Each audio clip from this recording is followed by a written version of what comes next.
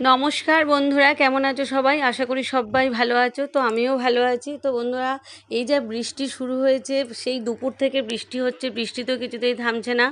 তো এই সময় মনে হলো যে একটু বেশ গরম গরম কিছু ভাজাভুজি হলে বেশ খেতে ভালো লাগে, মানে চপ চপ জাতীয় কিছু। তো হঠাৎ মনে হলো একটু পেঁয়াজি করি, কারণ হচ্ছে পেঁয়াজিটা বেশ মুড়ি দিয়ে খেতে ভালো লাগে এই বর্ষাকালের দিনে। তো এখন বাজার তো একটু দূরে আছে, তো আর যা বৃষ্টি পড়ছে কিনতে যাওয়ার মতো সময় নেই, ভিজে যাব পুরো।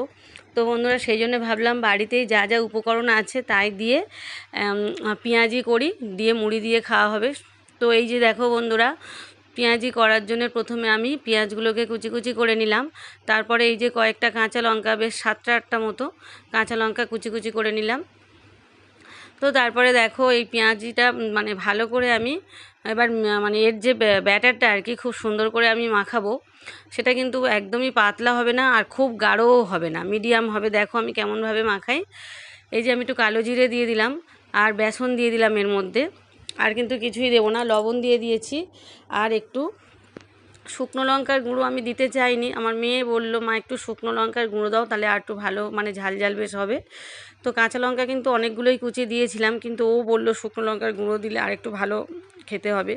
তো ঝাল একটু ঝাল ঝাল হয়েছে, বেশ খেতেও সুন্দর হয়েছিল কিন্তু।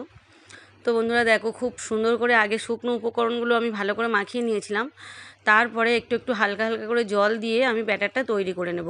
তো শুকনো লঙ্কার গুঁড়ো কিন্তু আমি খুব কমই দিয়েছি, বেশি দিইনি।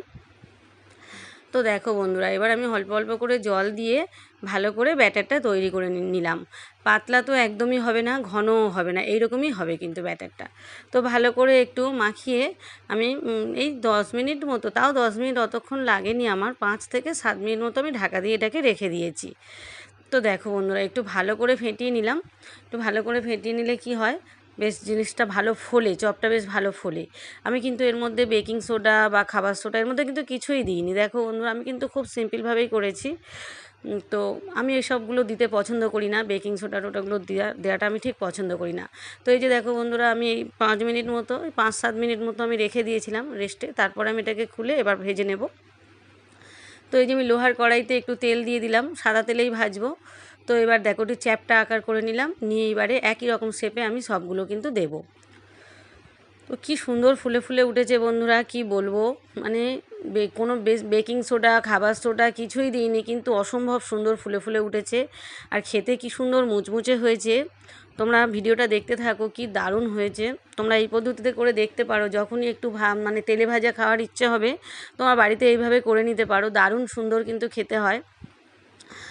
দোকানের তেলে ভাজা ভালো হয় ঠিক কথা, কিন্তু ওরা ওই বড্ড একই তেলে বারবার ভাজে, তো ওইটা আমার একটু পছন্দ হয় না। কারণ আমার একটু মানে অ্যাসিড হয়ে যায়, গ্যাস্ট্রিকের সমস্যা একটু আছে। তো সেই জন্য আমি দোকানের ভাজাটা খাওয়া খুব একটা পছন্দ করি না।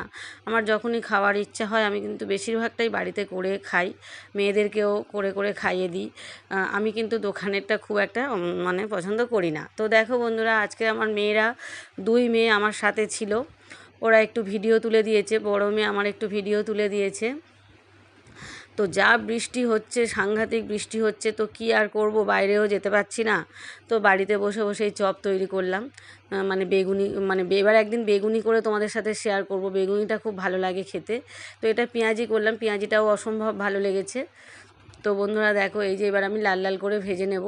তো ওভেনটা কিন্তু মিডিয়াম টু লো ফ্লেমে দিতে হবে। ভিতরটা যাতে পুরো সেদ্ধ হয়ে যায় সেরমভাবে করতে হবে। তো দেখো কি সুন্দর করে আমি লাল লাল করে ভেজে নিলাম। মোটামুটি বেশ অনেকগুলোই হয়েছিল। তো সন্ধ্যাবেলা বেশ টিফিনে ভালোই হলো, বেশ পেঁয়াজি আর মুড়ি দিয়ে আমরা 2 মেয়ে আর মা মিলে বেশ টিফিন করে নিলাম খুব সুন্দর করে। দেখো বন্ধুরা, এই যে ভেজে ভেজে তুলছি।